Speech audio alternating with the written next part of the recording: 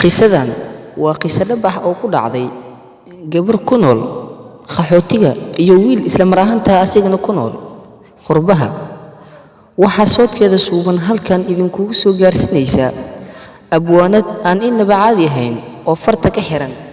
ileen abwaannimada looma sinnee hibo eebba weeye, waxaan mawla kuu qorayn weligaa maadan gaarinay. abwaan ilhaan cabdiqaadir jaamac guuleed, dhegaysi wacan. 6 sano iyo dheeraad anigoo lilaahi ah jacaylkii labxada iyo laabta aan ku soo siday.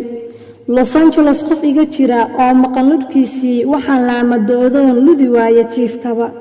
waxaan anigoo liitaba dhadhaab luuqyadeedii hadba dhinac u luudoon loodkaygii iyo dhalliintii la igu laakimoodaba.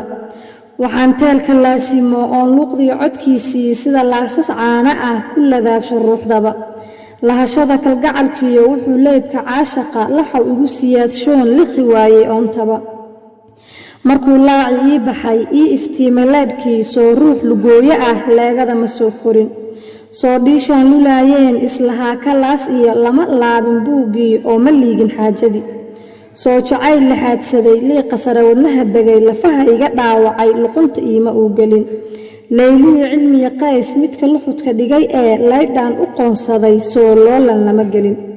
ummadii ludhiyo jiidh igu ladhan jacaylkoo wuxuu igu lifaaqmaba laqdaba igama daayee.